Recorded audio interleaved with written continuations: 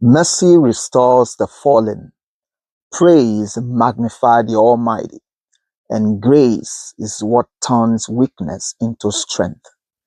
Welcome to day 134 of the 180-day Bible journey.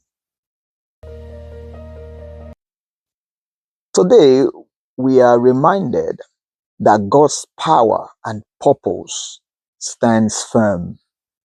His mercy heals, His power reigns, and His grace sustains us through every trials.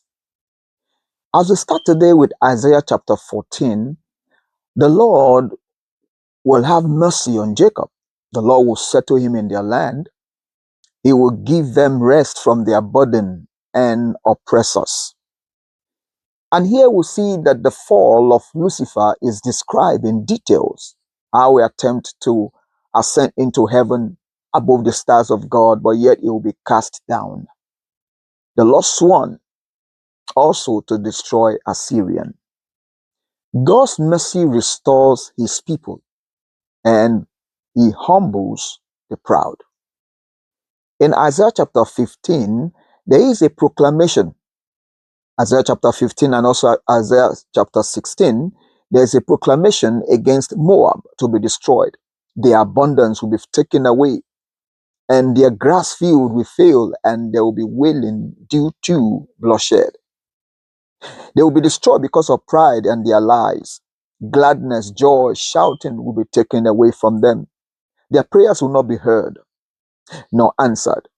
Moab's joy and glory will be despised, with a small remnant remaining.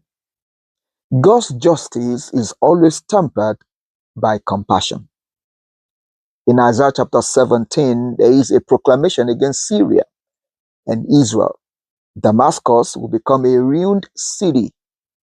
Israel's cities also will be unfruitful, and they will be forsaken. There will not be harvest, but grief and sorrow, because they forsook the Lord. Forgetting God leads to desolation, but when we remember the Lord, it also always brings hope and assurance. In Isaiah chapter 18, there is also a proclamation against Ethiopia, a nation that was described as a people tall and of smooth skin. Their harvest and their fruit branches are cut down for other birds and animals to feed on. However, they will still bring forth a present to the Lord. God's timing is always perfect. His glory reaches every nook and cranny of the earth. In Isaiah chapter 19, we see a proclamation against Egypt because of their idols and because of their worshipping of false gods. They will be set against each other, and a cruel master will rule over them. Their rivers, their waters, they will all come to naught.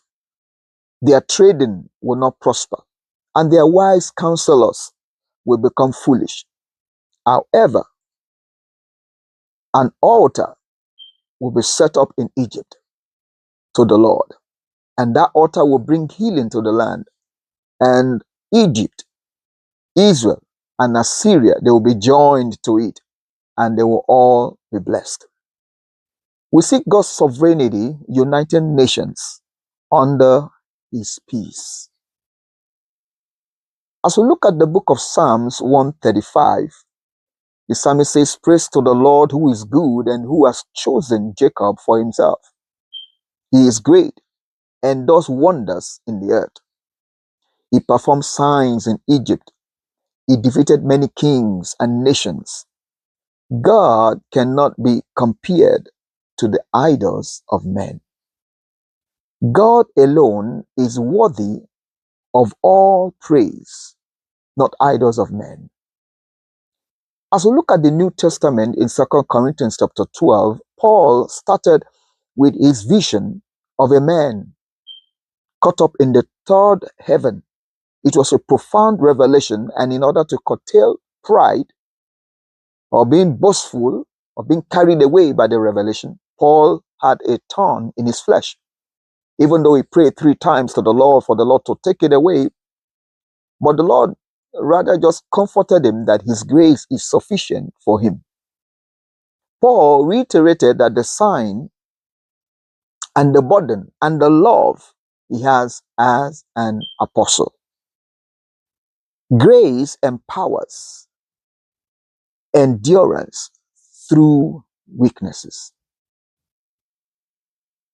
In 2 Corinthians chapter 13, Paul is establishing the underlying foundation of the gospel truth as pertaining to his authority as an apostle to edify the church of Jesus Christ.